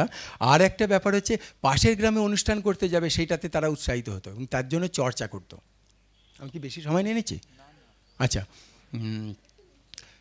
সেই তো সেই জন্য তারা প্র্যাকটিসটা করতো, নাহলে তো প্র্যাকটিস করবে না, কেননা বাবার ক্ষমতায় তারা সেই চান্সটা পাবে, এবং সেখানে পাশের গ্রামে যাবে, তাকে চর্চাটা যাতে তৈরি হয়, সেই জন্য ওইটা করা হলো। এবং 3টে থেকে একটা নাটক করতাম আমরা, পারফরমেন্স, এবং তারপরে আধ ঘন্টা রাখতাম যে আপনাদের সারাদিন আমাদের সাথে যে পিকনিক করলেন একদিন, বাইরে না গিয়ে একদিনে, আর এবং গ্রামের দিকে প্রচুর আছে, একটা ম্যাটাডো, একটা লরি ভাড়া করে কোনো একটা জায়গায় গেল, গিয়ে সারাদিনে পিকনিক করে আবার সন্ধ্যেবেলা ফিরে এলো। তো আমরা গ্রামের মধ্যে থেকে যদি এরকম একটা পিকনিক করা যায়, তো সেই ব্যবস্থাটা খুব অ্যাকসেপ্ট করলো। এবং করার পরে যে আমরা যে নাটকটা করলাম কেমন লাগলো আপনাদের, বললো না খুব ভালো লেগেছে, এবার তাহলে আবার কবে হবে? তো তাতে বুঝতে পারলাম যে ভালো জিনিস হচ্ছে, তাহলে এটা এইভাবে উৎসাহিত করা যেতে পারে। তো তারপর যেটা করলাম, যে যদি ভালো লেগে থাকে আমরা একটা গাছ দিয়ে যাচ্ছি, সেই গাছটা সবাই মিলে, সেই গ্রামের সবথেকে বয়োজ্যেষ্ঠ যে আসতে পারে, প্রেজেন্ট থাকবে, তাকে দিয়ে গাছটা বসাতাম, যে যদি ভালো লেগে থাকে এই গাছটার মধ্য দিয়ে আমরা বেঁচে থাকবো, এই গাছটাকে বাঁচিয়ে রাখবেন, তাহলে আমরাও বেঁচে থাকবো এবং আপনাদের মনে থাকবে। তো এইভাবে এই যে ওই রকম ম্যাজিক ভ্যান নিয়ে ওইভাবে অনুষ্ঠানটা করে 10-এ 10 গা করে আমরা চলে আসতাম। তো এইভাবে এইটা একটা পর্ব। তারপরে এইভাবেই চলতে থাকে, আমরা থিয়েটার ফেরি করে টাকা পয়সা জোগাড় করতে থাকি, বিভিন্ন স্কুলে গিয়ে এলা দিদি নিয়ে দুজনে 40 মিনিট 45 মিনিট স্কুলে গিয়ে এলা দিদির শো করি। তারপর উত্তরা বলে শো করি। হ্যাঁ, উত্তরাতে প্রথমে মৈনাকদা লিখে দিয়েছিল, এটা একক হিসেবেই দিয়েছিল। তো আমরা ওইটা করতে করতে মনে হলো যে এটা একক হিসেবে না করে অনেকজন মিলে করলে মনে হয় ভালো হবে। তো আমরা সেটাকে আবার মৈনাকদাকে আবার জোর করে লেখাই এবং বলি যে না, আমরা সমবেতভাবে করব, সেই উত্তরা করি। তারপর আজকে যেটা দেখা যাবে একটু পরেই সাবিত্রী করি। তো এইরকমভাবে আমরা চেষ্টা করলাম যে যেখানে লাইট পৌঁছায় না, আমরা সেখানে থিয়েটারটাকে আর কি মানুষের কাছে নিয়ে যাই। যেখানে রান্নাঘরে হাতের মুঠোয় সিনেমা চলে এসেছে, তো আমাদের থিয়েটারকে গ্রামের ভিতরে ভিতরে নিয়ে যেতে হবে। এবং সেখানে যদি আমরা লাইট সেট খুব বেশি করতে যাই, প্রথমত হচ্ছে একটা খরচ সাপেক্ষ, আমরা এফোর্ড করতে পারবো না। দ্বিতীয়ত হচ্ছে নিয়ে যাওয়ার যে খরচ, সেটাও করতে পারবো না। তাহলে এমনভাবে থিয়েটারটা নিয়ে মানে করার চেষ্টা করবো যাতে একটা সুন্দর গল্প থাকবে এবং যেখানে খুশি আমরা পারফরমেন্স করতে পারবো। পিসফুল জায়গা হলেই হবে। আমাদের প্রথম থেকেই এইটা ছিল যে আমাদের বাঁচতে হবে, থিয়েটারটাকে নিয়েই বাঁচতে হবে। তো সেইভাবেই আমরা করি। কেউ কেউ ইকোনমি থিয়েটার বলছে, এখন নানা রকম নাম দিচ্ছে। তো আমাদের একটা কথা মাথায় ঢুকেছিল যে maximum effect with minimum materials. Rabi ঠাকুরের যে কথাটা, এইটা যে কত কম জিনিস নিয়ে কীভাবে খুব সহজে চলে যেতে পারি এবং একটা থিয়েটার পারফরমেন্স করে আমরা চলে আসতে পারি খুব সহজেই এবং দিনের আলোতে। এবং সেখানে যদি লাইট খুব বেশি ব্যবহার করি এমন কিছু জায়গায়, এবং একটা তো অভ্যাস তৈরি হয়ে যাবে। তো সেখানে যদি লাইট টাইট না নিয়ে কেবলমাত্র প্লেন অ্যান্ড সিম্পল করতে যাই, আবার সেই প্রোডাকশানটাই আবার যখন লাইট ব্যবহার করে করব, তখন আলাদা আলাদা হয়ে যাবে। তো আমরা নিজেরাই অতটা ইকুইপড অভিনেত্রী নই যাতে করে কাজটা করতে পারবো। সেটা একদম সহজ সরলভাবেই এইভাবে থিয়েটারটা করার চেষ্টা করি। হ্যাঁ, তারপর যেটা করলাম, এই যে এইগুলো সব হচ্ছে এই 10-এ 10 গা বিভিন্ন জায়গায় কাজ করি। তারপর হুতুম বুতুম করি 13 সালে, সেইটা প্রথম আমাদের এই কলকাতায় আনতে পারি, নাট্যমেলায় চান্স পায়। এই নাট্যমেলায় চান্স পায় 2013-এ। তারপর আরেকটা জিনিস, হ্যাঁ ছোটো করেই বলছি, যে এবার আমরা ঠিক করলাম যে আমরা তো লোকের কাছে কাছে যাচ্ছি, থিয়েটারটাকে নিয়ে যাচ্ছি, তাহলে ওই গ্রামের দিকে এমন একটা জায়গা তৈরি করা যায় যেখানে খালি থিয়েটারের জন্য লোক আসবে যাবে। সেই জায়গা থেকে আমাদের ওই হট্টমেলা নাম নিয়ে কাজ করলাম, যেখানে আমাদের স্পেসটাও তৈরি করলাম, যেখানে আমরা সবসময় চেয়েছি একসাথে অনেকজনের মিলে থাকতে এবং একসাথে কাজ করতে, যা কিন্তু পরিবেশ পরিস্থিতির জন্য হয়ে উঠছিল না বলে আমরা 1 জন 2 জন 3 জনের নাটক নিয়ে যাতে বেশি করে শো করতে পারি, বেশি পরিমাণে করতে পারি এবং যে কোনো জায়গায় পৌঁছে যেতে পারি, সেইটাই আমাদের মেন ছিল। কিন্তু একসাথে আমরা অনেক মানে গ্রুপ প্রোডাকশান অনেক হয়েছে, যেগুলোকে আমরা বাইরে বেশি নিয়ে আসতে পারিনি। তো তারপর সেইখান থেকে আমি স্পেসটা তৈরি করি এবং রিহার্সালের যে জায়গাটাগুলো বলছিলাম, কোনো ক্লাব ঘর করতে গেলে, এবং গ্রামের দিকে কী হচ্ছে, সোমবারে কাজ করতে যায় এবং শনিবারে সবাই ফেরত আসে, এবং ক্লাবে আড্ডা দেওয়া, ক্যারাম খেলা থেকে শুরু করে এভরিথিং সব কিছু হতো। আর আমাদের ছেলে মেয়েদের পেতাম শনিবার রোববার তাদের স্কুলের পরে। এইটা একটা ভীষণ দ্বন্দ্ব তৈরি হয়ে গেল, কিভাবে কি করা যায়, কোথায় রিহার্সাল করব, কিভাবে করব। তো সেইখান থেকেও শুরু হলো আমাদের সমস্যা। তো আমরা কি করলাম, একদম জনমানুষ থেকে দূরে একটা ধান ক্ষেতের মধ্যে আমরা স্পেসটাকে বানালাম, একটা যতটা পারলাম ওই এলাদিদি করে করে যা জড়ো করেছিলাম সেইটা এক জায়গায় মাটি ফেলে উঁচু করে সেখানে ওই স্পেসটা তৈরি করলাম। এখানে মেনলি রিহার্সালের জন্য। তারপরে হলো যে না 2 জন 4 জনকে ডাকি, ওই যে ক্রিটিক শো যেটা, সেখানে 2-4 জনকে ডাকতে ডাকতে সেটা বেশ জনপ্রিয় হয়ে গেল, লোকজন আসতে শুরু করলো। তো সেখানে আমাদের যে খড়ের চালের দরমা দেয়া 500 স্কোয়ার ফুটের জায়গাতে 50 জন বসতে পারবে, সেই রকমভাবে আমরা 17 সাল থেকে কন্টিনিউ এই স্পেসটা তৈরি করি। এবং যেহেতু আমরা একসাথে থাকা এবং শিক্ষা দেয়, সেই জন্য গুরুকুল এইটাও নাম দেয় আমাদের, অভিজ্ঞতাও আছে পিছনে।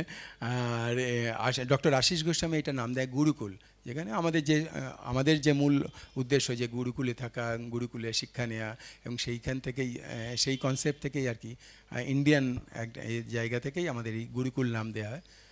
এইভাবে গুরুকুলের তৈরি হয়। আর এরপর আর কি বলবো, এবার হ্যাঁ এইভাবে করতে করতে আমরা অনেকগুলো অ্যাচিভমেন্টও হয়, সেগুলো বলার দরকার আছে। 9 করে 38টার মতো ইন্টারন্যাশনাল ফেস্টিভ্যাল অ্যাটেন্ড করি, Colombo international festival, Kathmandu international festival, বাংলাদেশে 23 বার মতো গেছি, জাপানে করেছি, এইগুলো সব করা হয়েছে আর কি। পরের দিকে ঋতুপর্ণা কতগুলো অ্যাওয়ার্ডও পেয়েছে, এবারেও কয়েকটা অ্যাওয়ার্ড পেয়েছে, লিফট ইন্ডিয়া অ্যাওয়ার্ড পেয়েছে, অনার ফর থিয়েটার। তারপর সোশিও ফেয়ার অ্যাওয়ার্ড পেয়েছে। থিয়েটারের ইম্প্যাক্ট সোশ্যালে পাওয়ার জন্য যে এলা দিদি আমরা বা সাবিত্রীবাই ওই যে গ্রামে গ্রামে চলে যেতাম, সেখান থেকেও ইম্প্যাক্ট পাওয়ার জন্য ইম্প্যাক্ট পড়ার জন্য ওনারা আর কি আমাদের সিলেক্ট করেন socio fair award, the real life hero, এটা একটা অ্যাওয়ার্ড পাওয়া যায়। তারপর কেয়া চক্রবর্তী এই অ্যাওয়ার্ডও পাই, এবং শেষে যেটা পাওয়া যায় তানবীর নাট্যধর্মী অ্যাওয়ার্ড এবারে আমরা পেয়েছি, ঋতুপর্ণা পেয়েছে। এবং আমার আর একটা কাজ মানে হ্যাপি প্রিন্স যে করছি, মোবাইল অ্যাডিক্ট হয়ে পড়ছে, সেইটা একটা রিসার্চ পর্ব জন্য আমি অ্যাপ্লাই করি আইএফএতে। তো এবারে আমি সিলেক্টেড হই এবং এই নতুন যে নাটক তৈরি করি রিহ্যাব, সেটা 25 তারিখে 23 তারিখে আমাদের প্রথম শো করেছি, এটা আগামী দিনে করব নভেম্বর পাপেটিয়ার্সে করলাম, ওইটা করলাম।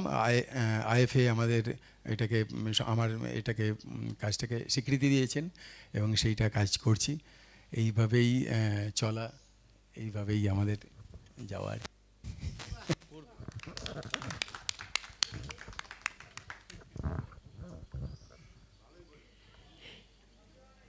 ঋতুপর্ণা শুনতে পেলে? ঋতুপর্ণা শুনেছে। ঋতুপর্ণাকে ছাড়াই শুভেন্দু এতক্ষণ বলেছে। এটা শুভেন্দুর আরেকটি পালক জুড়লো ওর এতগুলো কাজের সঙ্গে সঙ্গে। একটা হয় কি, অনেকেই কাজ করতে ভালোবাসেন, ততটা বলতে পারার মতন, বলার মতন তাদের সে সময় থাকে না। সেই জন্যে আমি নিজের চোখে আশিসকে দেখেছি, আশিস দাস, সে একটা সময় পর্যন্ত কার সঙ্গেই কথা বলতো না। কোনো অর্গানাইজার ফোন করলেও শো হবে কি হবে না সেটা পর্যন্ত অন্য লোকেরা ঠিক করতো। তো তারপরে ধীরে ধীরে হ্যাঁ এক্স্যাক্টলি, আশিস কারোর সঙ্গে কথা বলতো না। তো তার আমি দেখেছি যে মানে আমার দলের অন্য যারা সিনিয়র ছিলেন তারাই কথা বলতেন, এই সমস্তগুলো চলতো তাদের সঙ্গে কথাবার্তা। তো ধীরে ধীরে আশিস এখন তো বলে হিন্দিও বলছে।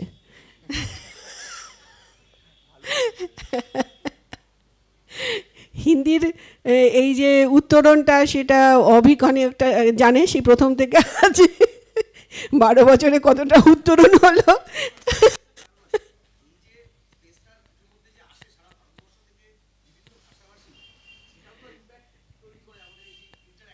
একদম তাই, সেই জায়গা থেকে সব কিছু এরকমভাবে ধীরে ধীরে তৈরি হয়।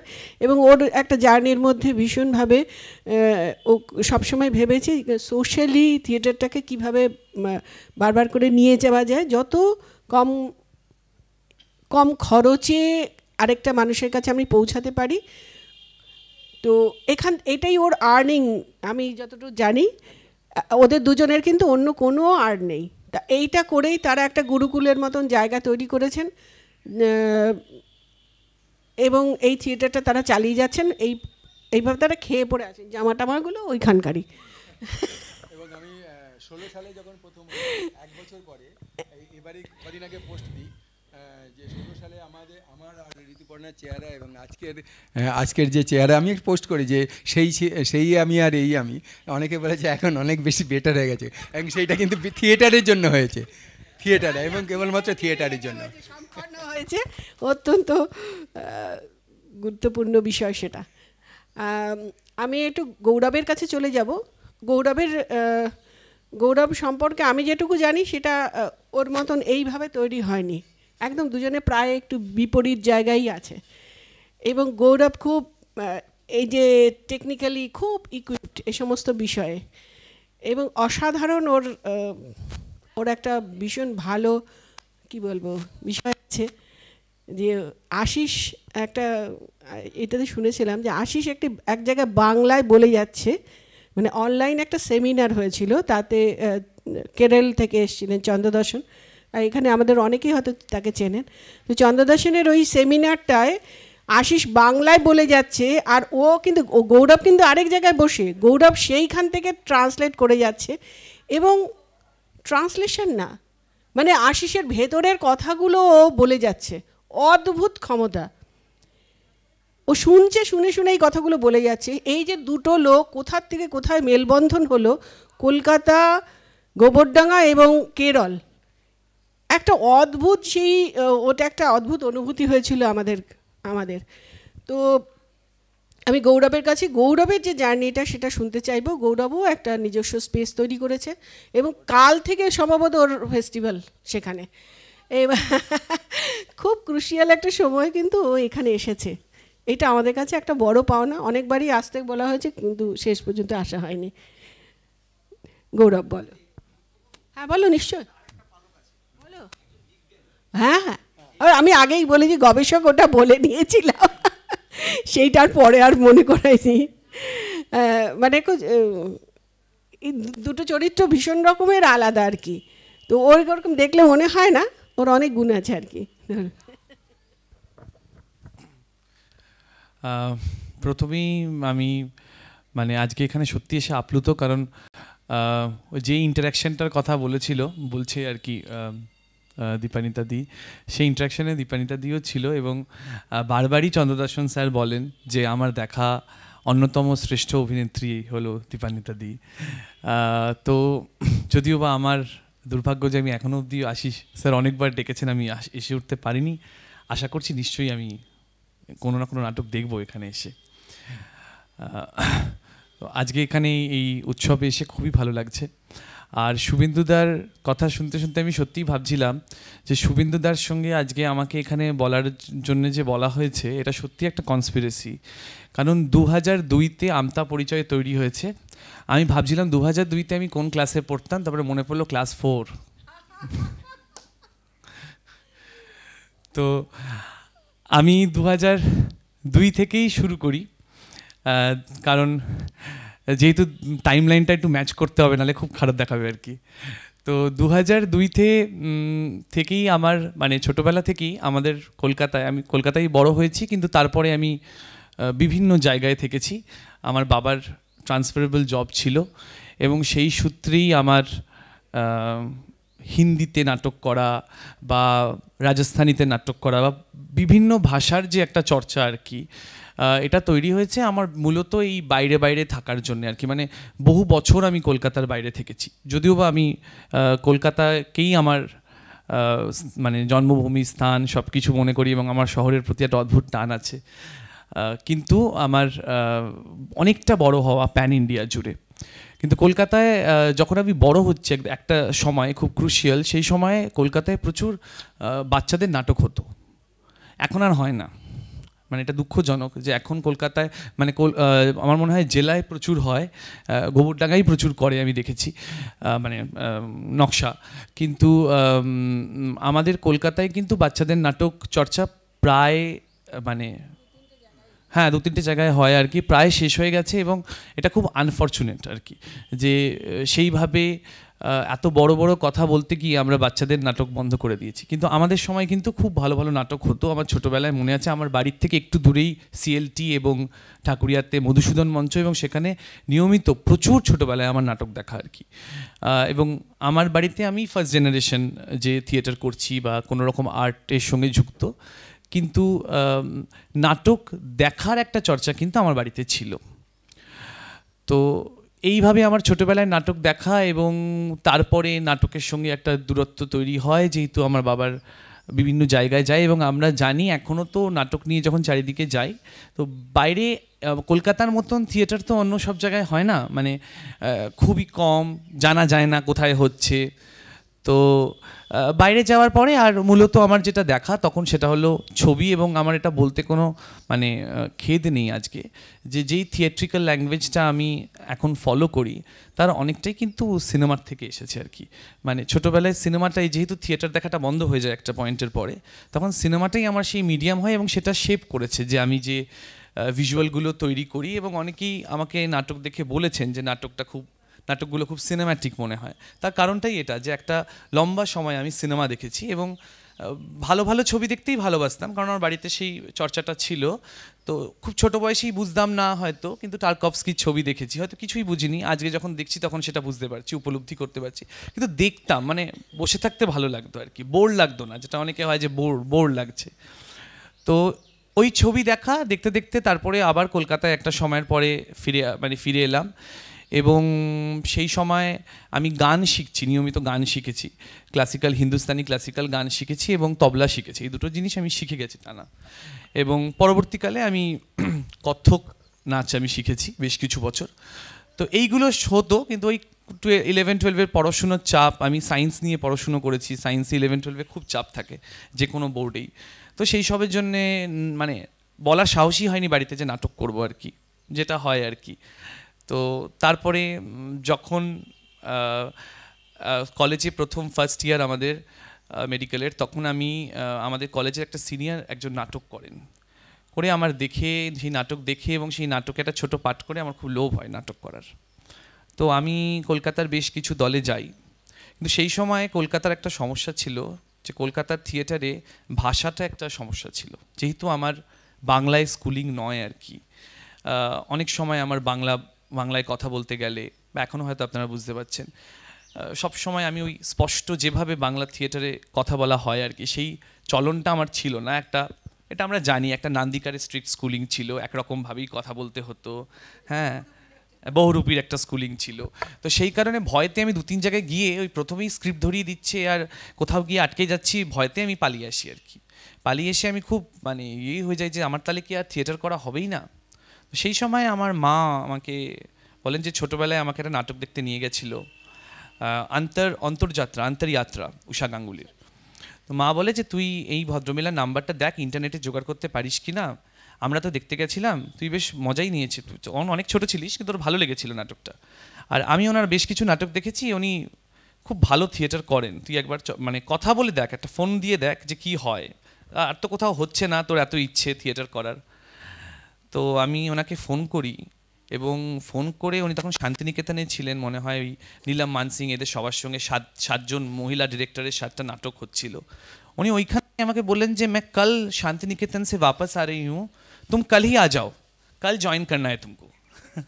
আমি বললাম এত ওয়েলকামিং। তো পরে আমি বুঝতে পেরেছি যে আসলে হিন্দি থিয়েটারে করার জন্য লোক পাওয়া যায় না, কেউ হিন্দিতে এত পরিষ্কার কথা বলছে ফোন করে, উনি আর না করার সুযোগ নেননি আর কি। উনি বলছে কাল হি আ যাও তুম। তো আমি তো ভীষণ ভয়ে গেলাম, গিয়ে একটা ইন্টারভিউ হলো। আমি তো যা পারতাম গান নাচ তখন শিখি, একটু কত্থক করে দেখালাম, একটু গান গেয়ে শোনালাম, শুনিয়ে টুনিয়ে আমি ভাবলাম মনে হয় কিছু হবে না। তো আর ওনাকে দেখে একটু ভয়ই লাগতো, এবং মানে এরকম না যে তারপরেও উনি ভালোবাসতেন, কিন্তু আমি ভয় পেতাম খুব, সারা জীবনই আমরা খুব ভয় পেতাম ওনাকে। সাংঘাতিক ওনার ডিসিপ্লিন ছিল, এবং রেগে গেলে তো আর বলার কথা নয়। তো আমি ওনার ওখানে জয়েন করি, এবং জয়েন করার পরে আমার মনে হয় যে আমার মানে জীবন পাল্টে যায় আর কি। কারণ মানে আমি এত কিছু জানতাম না, সত্যি কথা বলতে গেলে। নিজে যখন কাজ করা শুরু করেছি 2020 থেকে দল তৈরি করে, তখন এই কোভিডের জন্য জানতে পেরেছি যে জেলা থিয়েটার কলকাতা থিয়েটারের মধ্যে একটা দ্বন্দ্ব আছে। কারণ উষা গাঙ্গুলির সঙ্গে যখন ঘুরেছি, আসলে আমাদের কলকাতা থিয়েটারের মধ্যে অনেক দ্বন্দ্ব আছে, এটা আমি এখন রিয়েলাইজ করি। মানে কলকাতাতেও 3-4টে থিয়েটার আছে, একটা বাংলা থিয়েটার আছে, একটা বাংলা থিয়েটারের মধ্যে একটা বাংলা থিয়েটার আছে, হ্যাঁ, একটু উচ্চমানের থিয়েটার, একটু ছোটদের থিয়েটার, একটা হিন্দি থিয়েটার আছে, একদম পরিষ্কার একটা হিন্দি থিয়েটার আছে, হিন্দি উর্দু থিয়েটার আছে, একটা এলিটিস্ট ইংলিশ থিয়েটার আছে, যারা একদম এই থিয়েটার দেখেও না, মেশেনও না। কিন্তু ম্যাডামের একটা অদ্ভুত ক্ষমতা ছিল যে উনি সব থিয়েটারগুলোকে এক করে দিয়েছিলেন। তো তাই জন্য ওনার সঙ্গে যখন ঘুরেছিলাম, তখন আমি কখনোই বুঝতে পারিনি যে কলকাতার থিয়েটার আর জেলার থিয়েটারের মধ্যে দ্বন্দ্ব আছে, কলকাতায় একটা এলিট আছে। যখন নিজে কাজ করা শুরু করলাম, বা এই কোভিডে অনেক আলোচনা হলো, তখন কোনো কাজই ছিল না, কারোরই কাজ ছিল না, তখন ওই আলোচনাগুলো শুনে অনেক কিছু মানে উপলব্ধি করতে পেরেছি। তো ওই ম্যাডামের সঙ্গে ঘোরা, সারা দেশ ঘোরা, ঘুরতে ঘুরতে আমার মনে পড়ে যে একদিন যখন আমরা বম্বেতে গেছি পৃথ্বী থিয়েটার ফেস্টিভ্যালে, তখন ম্যাম বলছেন, ম্যাডামকে আমরা বলছি বম্বে কি ভালো লাগছে, কি বড় শহর। আর ম্যাডামকে তো সবাই চিনতেন, শাবানা আজমি থেকে শুরু করে সবাই। ম্যাডাম নাটক নিয়ে যাওয়া মানে এরকম কোনো তারকা নেই যে আসেনি, মানে সবাই এসেছেন নাটক দেখতে। তো আমরা তো ভীষণ, আমাদের ভালো লাগছে, যাদেরকে আমরা দেখি টিভিতে সবসময়, তারা সবাই আসছে, উষাদি বলে জড়িয়ে ধরছে, আমাদেরকেও জড়িয়ে ধরছে। আমরা কল্পনাই করতে পারছি না যে এরকম সম্ভব। তো তখন ম্যাডামকে বলেছি আমরা রাত্রিবেলা যে ম্যাম খুব ভালো লাগছে। তখন ম্যাডাম একটা খুব ইম্পর্টেন্ট কথা বলেছিলেন যে शहर मत देखो बेटा, ये बॉम्बे में थिएटर नहीं है, तुम बिहार के गांव में जाके देखो, वहाँ एक बूढ़ी अम्मा चूल्हे में कैसे खाना बना रही है। वहाँ पर थिएटर है, वहाँ तुमको कहानी मिलेगा। अगर यहाँ ढूंढोगे তো तुमको থিয়েটার नहीं मिलेगा इन लोगों के बीच में। তো এটা আমার খুব সিগনিফিকেন্ট মনে হয়েছিল। এবং তারপরে আমি স্বেচ্ছায় 2015 থেকে আমি একটা নিজস্ব থিয়েট্রিক্যাল ল্যাঙ্গুয়েজ খোঁজার চেষ্টা করি। এর মাঝে সাইয়েদ জামিল আহমেদ বাংলাদেশ থেকে এসেছিলেন, অসাধারণ একজন মানুষ। ওনার সঙ্গে ওনাকে আমি চিফ অ্যাসিস্ট্যান্ট প্রোডাকশানে আমি ছিলাম এবং ওনাকে অ্যাসিস্ট করি উনি যে নাটকটি এখানে করেন। নাটকটি কত সাকসেসফুল হয়েছিল হয়নি সেটা অন্য বিষয়, কিন্তু আমি প্রচুর শিখতে পেরেছিলাম আর কি। একটা অন্যরকম ট্রেনিং আর কি, উষা গাঙ্গুলি ট্রেনিংয়ের থেকে একটা আলাদা ট্রেনিং। তো আমার তারপরে মনে হয় যে আমার থিয়েটারটা একটু খোঁজা দরকার, নিজের থিয়েটারটাও একটু খোঁজা দরকার। দ্বিতীয়ত আমি আমার গবেষণা আমার মেডিকেল শেষ করে আমি পিএইচডি করছিলাম ক্যান্সারের উপরে, অঙ্কোলজির উপরে। তো সেই সময় আমার মনে হয়েছিল ওই দিকে একটু ব্যস্ত ছিলাম। তো ম্যামের থেকে আমি একটু বিরতি চাই, এবং আমার বিরতি চাওয়ার মেন কারণটা ছিল যে আমি একটু আমাদের যে থিয়েটার, ভারতের যে থিয়েটার, সেই থিয়েটারটা আমি একটু খুঁজতে চাইতাম। এবং আমি এক্সটেন্সিভলি ট্রাভেল করা শুরু করি। অনেকজনের কাছ থেকে শিখেছি, সত্যি কথা বলতে গেলে শেখার থেকেও বেশি এক্সপিরিয়েন্স আমি একটা গেইন করেছি। যে মণিপুরে গেছি রঞ্জিত চিংতামের কাছে বহু মাস, প্রায় 2 থেকে 3 মাস থাংটা শিখেছি। ইয়েতে গেছি চাকিয়ার, রজনীশ চাকিয়ারের কাছে গেছি কেরালায়, ওখানে গিয়ে কুডিয়াত্তম শিখেছি। আমাদের এখানে জগন্নাথ চৌধুরীর কাছে ছৌ, পুরুলিয়া ছৌ শিখেছি। সারাইকেলাতে গিয়ে সারাইকেলা ছৌয়ের ট্রেনিং নিয়েছি। গুরু মলয় কুমার সাহু, তখন ওনার বাবাও বেঁচে ছিলেন, ওনাদের কাছ থেকে। তো এইভাবে আরও অনেক নটঙ্কি শিখতে গেছি। তো এরকমভাবে প্রচুর, যখন এই ফোক থিয়েটার বা আমাদের যে ভারতের থিয়েটার, ফোক কথাটা আমার ভালো লাগে না ব্যবহার করতে, ভারতের যে আমাদের নিজস্ব থিয়েটার, আমাদের যে সেই থিয়েটার, সেই কমিউনিটি থিয়েটারে যখন আমি যাওয়া শুরু করি, তখন আমার মনে হয় যে এই থিয়েটারটাই মনে হয় আমার থিয়েটার। মানে এটাই আমাকে অনেক বেশি, এটাই আমার থিয়েট্রিক্যাল ল্যাঙ্গুয়েজ, এটাই আমাকে অনেক বেশি টানছে। এই যে কী যে হয় যে একটা বাংলার ঢোল বা একটা নাগারা যখন বাজতে শুরু করে এবং ওই প্রথম মুভমেন্টটা হয়, ওই যে ম্যাজিক, ওই ম্যাজিক আমি মানে পৃথিবীর কোনো ম্যাজিক নেই ওই ম্যাজিকের সামনে আর কি, আমার মনে হয়। তো ওই থিয়েটার করতে করতে এবং অনেক লোক নিয়ে, যেরকম ম্যাডাম কাজ করতেন, অনেক লোক নিয়ে কাজ করতে আমার ভালো লাগে। এই যে শুভেন্দুদা বলছিলেন, কিন্তু আমি তো প্রচুর লোক নিয়ে থিয়েটার করি এবং প্রচুর লোক নিয়েই প্রচুর জায়গায় ট্রাভেল করার চেষ্টা করেছি, অনেক জায়গায় যেতে পারছি। হ্যাঁ, যেতে পারি, খাবো মাঝখানে বলি। হ্যাঁ হ্যাঁ হ্যাঁ, একদম একদম। তো এই খুঁজতে খুঁজতে, এই চারিদিকে যেতে যেতে, এই বিভিন্ন আর্ট ফর্মগুলো শিখতে শিখতে আমি কলকাতায় আবার থিয়েটার করার কথা ভাবি, টুকটাক কিছু কাজ করি। সেই সময় সিভিলিয়ান ওয়েলফেয়ার ফাউন্ডেশন বলে একটি এনজিও ছিল, তারা আমাকে অ্যাপ্রোচ করে। ওই পেয়ারা বাগানে একটা বড় বস্তি আছে, সেখানকার বাচ্চাদের নিয়ে থিয়েটার ইন এডুকেশনের একটা প্রোগ্রাম করানোর জন্য। তো ওখানে আমি প্রাথমিকভাবে একটা কাজ শুরু করি। তারপরে ওদের সঙ্গে আমি অনেক জেলায় এবং কলকাতাতেও অনেক জায়গায় অনেকগুলো এরকম যে বস্তি আবাদি আছে সেগুলোতে কাজ করার, বাচ্চাদের সঙ্গে কাজ করি। সেই বাচ্চাগুলো কিছু তাদের মধ্যে 16 বছর 17 বছরের ছিল, তারা আমি যেখানে যাই সেখানেই যাচ্ছে, তারা আর ছেড়ে যাচ্ছে না। তো এই যে করতে করতে দেখলাম যে 2019 নাগাদ প্রায় এরকম 10-12 জন হয়ে গেছে। এবার তারা রেগুলার কাজ করতে চাইছে। তো আমি তখন ভাবলাম কি করব, দল করার কোনো পরিকল্পনা আমার নেই, কারণ তখন আমি ভাবছি যে আমি তো ইউএস চলে যাব এরপরে, আমি তো এখানে থাকবো না, কি হবে এই ছেলেমেয়েগুলোর। কিন্তু ওই ভাবতে ভাবতে করতে করতে সব কিছু মানে কাজে আমি বিশ্বাস করি যে ইউনিভার্সের কিছু প্ল্যান থাকে আমাদের জন্যে। তো এখানে চিত্তরঞ্জনে আমার একটা চাকরি হয়ে যায় আর কি সেই সময়। তো সেই চাকরিটা হওয়ার সুবাদে যেই কারণে আমার বাইরে যাওয়া, সেই রিসার্চটা আমি এখানেই করতে পারি এবং সেটা এখন মনে হয় ভালোই হয়েছে, খারাপ হয়নি। তো তখন এই ছেলেমেয়েগুলোকে নিয়ে আমি প্রথম আমাদের দল তৈরি করি এবং সেই সময় এনআরসির একটা ইয়ে চলছিল সারা দেশ জুড়ে। সেখানেই আমাদেরকে একটা নাটক করতে বলা হয়। তখন আমি এই ছেলেমেয়েগুলোকে বলি তোরা কি করবি? তো ওরা বলে হ্যাঁ, আমরা তো সবসময় রাজি। তো ওদেরকে নিয়ে প্রথম একটা কাজ শুরু হয় এবং তারপরে আমার মনে হয় যে গত 5 বছর ধরে there has been no looking back আর কি। আমরা প্রচুর শো করেছি এবং প্রথমে আমি বাংলাতেই নাটক করছিলাম এটা ভেবে যে ছেলেমেয়েরা শিখতে পারবে কিনা, কিন্তু কম বয়সী ছেলেমেয়ে, অসুবিধা হয়নি, ভালোই আস্তে আস্তে হিন্দি শিখিয়েও নিতে পারলাম। এবং আমার যেটা হয় যে নাটকের যে মেন যে গল্পের যে উৎপাদন, আমি আসলে কোনো নাটক থেকে মানে আমাকে যদি কেউ জিজ্ঞেস করে যে কোন নাটকটা তুমি করতে চাও, কোনো নাটক নয়, মানে আমার কোনো নাটক, ম্যাকবেথ, হ্যামলেট, এই কোনো নাটকের মধ্যেই আমি সেই গল্পগুলো খুঁজে পাই না যেই গল্পগুলো আমি বলতে চাই। কারণ ছোটোবেলার থেকে আমি যে গল্পগুলো শুনেছি বা যে মানুষদের সঙ্গে আমি ইন্টারাক্ট করেছি, সেখানেই আমার কাছে এত অজস্র গল্প আছে যে সেই গল্পগুলোই আমার মনে হয় যে আমি যেন বারবার মঞ্চের মধ্যে নিয়ে আসি। এবং আমি প্রায় 30 থেকে 35টা নাটক এখন অবধি করেছি, এবং প্রত্যেকটাই কিন্তু মৌলিক নাটক। এবং সেটা আমি লিখেছি এরকম নয়, আমি বাড়িতে নাটক লিখতে পারি। 17-র আগে থেকে লিখছি আমি, হ্যাঁ, মানে 15-16 থেকে আমি নাটক লিখছি। মানে কি আমি না লিখি না, মানে আমার প্রসেসটা হলো যে ওই এখন তো এটাকে একটা স্ট্রাকচার নাম দেওয়া হয়, ডিভাইসড বলে আর কি। এবং আমি প্রথম আমি খুব লজ্জা পেতাম এটা লিখতে যে রিটেন বাই, মানে বাই, এখনও লজ্জা লাগে। কিন্তু এই কদিন আগে আমি একটা ভাষা সেন্টার থেকে একটা মৌলিক নাট্যকারের একটা সিলেকশন হয়েছে আর কি, ওদের একটা ওরা কমিশন করেছে প্রজেক্ট, সেখানে একটা ওয়ার্কশপ হয়েছে। এই ইরাবতী কার্নিক, বম্বেতে খুব নামকরা নাট্যকার, উনি আমাকে বললেন যে এতে লজ্জার কিছু নেই, কারণ আলটিমেটলি কনসেপ্টটা তোমার মাথা থেকেই আসছে। তাই আমি বলছি যে এই যে ওরাও ডায়লগ কন্ট্রিবিউট করে, ওরাও করে, সেইভাবে তো আলটিমেটলি স্ক্রিপ্ট ড্রামাটার্জির প্রসেসে শেষে স্ক্রিপ্ট তৈরি হয়। কিন্তু বলছে তাতে লজ্জার কিছু নেই, লজ্জা পাওয়ার কিছু নেই, আলটিমেটলি বেসিক ব্রেন চাইল্ডটা তো তোমার। তাই তুমি, আমারও প্রথম মনে হতো এটা সবাই ফেস করে যারা ডিভাইসড কাজ করে, কিন্তু আলটিমেট যে স্ক্রিপ্টটা তৈরি করেছো ওটা তুমিই তৈরি করেছো, নিশ্চয়ই বাকিদের কন্ট্রিবিউশন আছে, তো সেটা তুমি নিচে লিখতে পারো কে কে কন্ট্রিবিউট করেছে, কিন্তু ইউ ক্যান রাইট।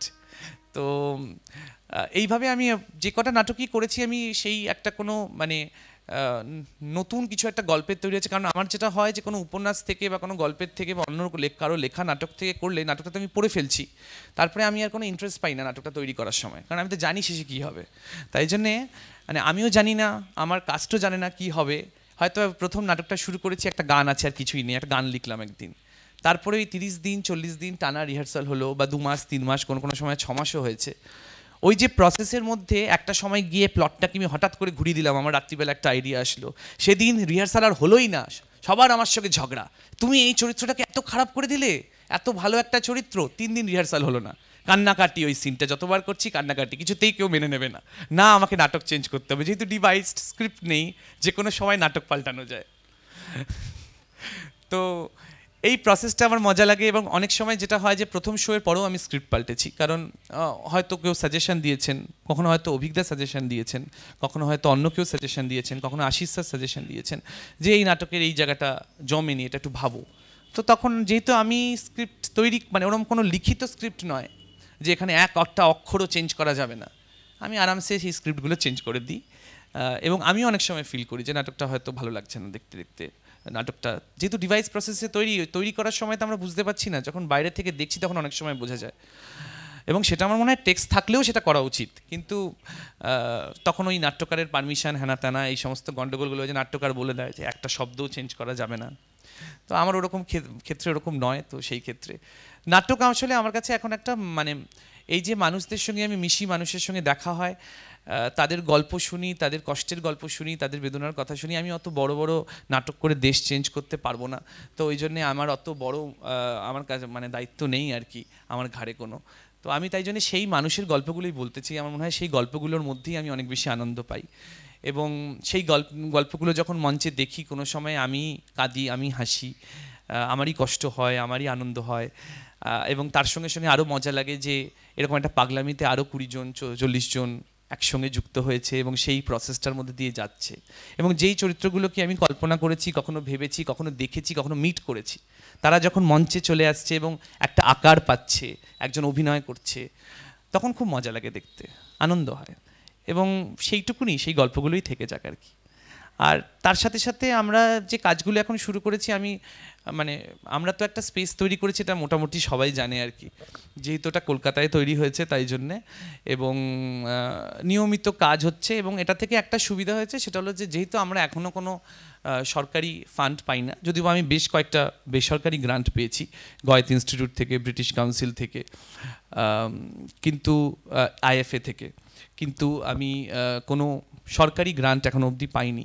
তাই জন্যে আমাদের হলটার থেকে একটা আয় হচ্ছে, অনেক লোক নিচ্ছে, আমরা মানে একদম নেগলিজিবল পয়সাতেই হলটা দিই সবাইকে ব্যবহার করার জন্যে, মানে সেই পয়সায় আমাদের কিছু হয় না, কিন্তু কিছু না হয়েও কিছু হয়, অ্যাটলিস্ট হলটা মেনটেন হয়। আর যেই ছেলেমেয়েগুলো হলটার জন্য কাজ করছে, যেই ছেলেমেয়েগুলো এত স্যাক্রিফাইস করে 5-6 বছর ধরে, তারও বেশি আমার সঙ্গে ঘুরে ঘুরে বেড়াচ্ছে, সেই ছেলেমেয়েগুলোর হাতে একটা অ্যাটলিস্ট তার যাতায়াতের একটা খরচা একটা কিছু দেওয়া যায় আর কি। তাতে হয়তো তার কিছু হয় না, কিন্তু তার মনে হয় যে সে কিছু পেলো আর কি। কেন হলটাও এখনও অবধি আমরা কোনো লোক রাখতে পারিনি, ছেলেমেয়েরাই মানে আমার দলের ছেলেমেয়েরাই মেনটেন করছে আর কি। এবং খুব সমস্যা হয় যখন আমরা বাইরে যাই।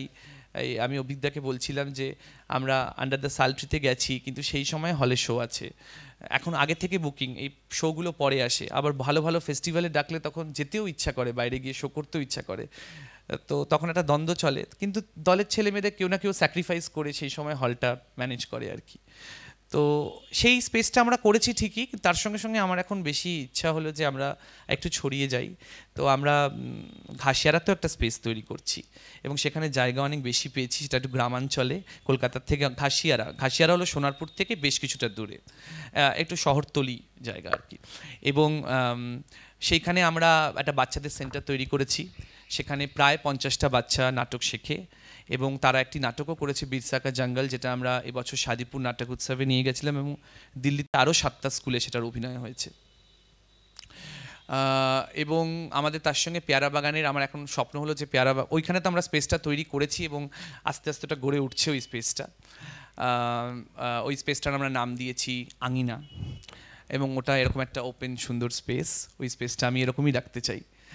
আর ওখানেও একটা দর্শক তৈরি হয়েছে এবং ওখানে আমরা একটা বাচ্চাদের উৎসব করেছি। এটা আমি শাদিপুর নাটক উৎসবের স্টুডিও থিয়েটারে গিয়ে মানে ওখান থেকে আমি প্রেরণা নিয়েছি যে এত সুন্দর ওদের সিস্টেম, যে এইটুকু বাচ্চা তারা লাইন দিয়ে নাটক দেখতে আসে, বাচ্চাদের জন্যই বাচ্চারা পারফর্ম করে এবং বাচ্চারাই শুধু দর্শক, কোনো বড়োদেরকে অ্যালাউ করা হয় না নাটক দেখতে।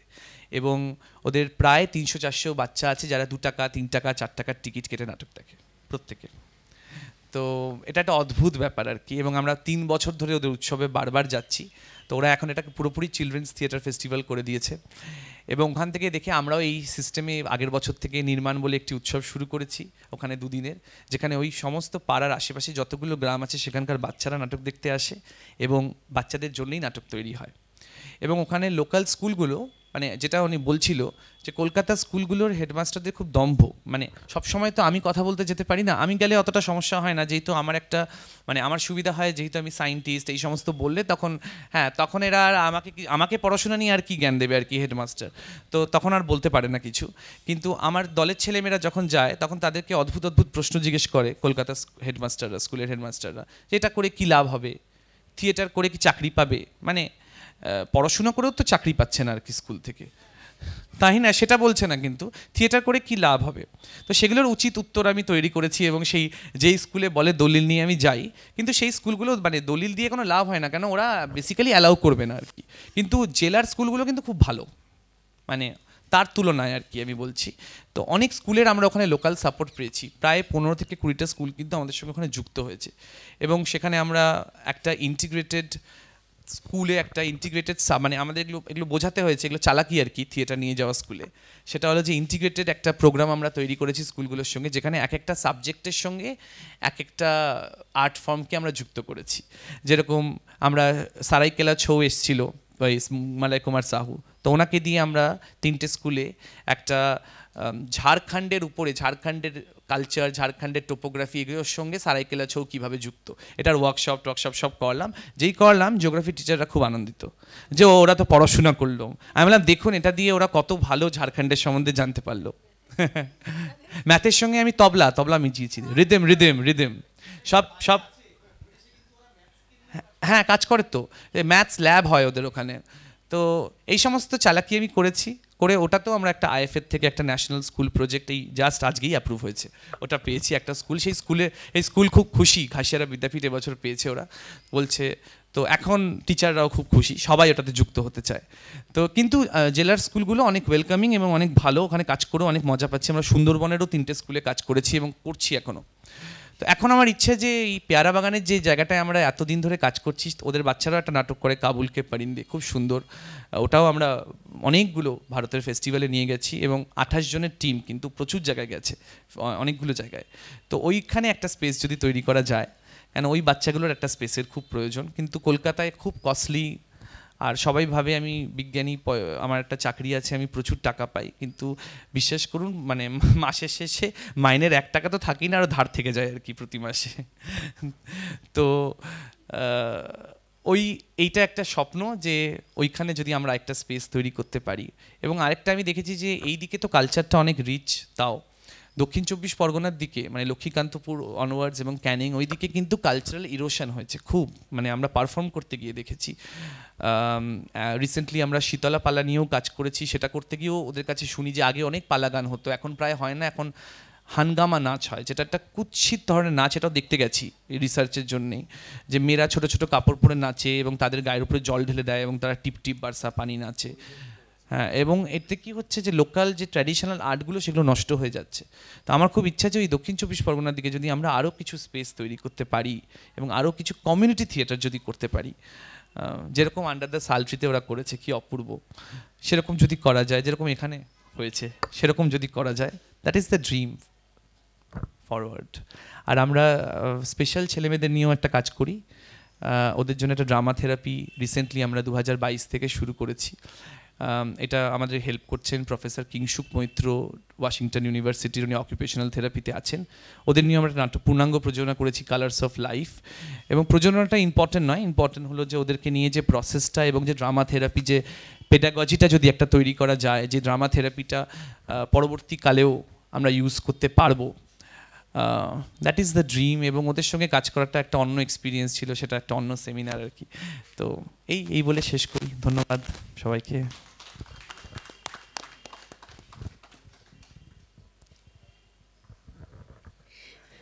অসম্ভব সুন্দরভাবে আমরা ঋদ্ধ হলাম। দুজনেরই জার্নি যেখান থেকেই হোক, কোথাও গিয়ে একটা জায়গায় গিয়েই মিলিত হচ্ছে বারবার করে।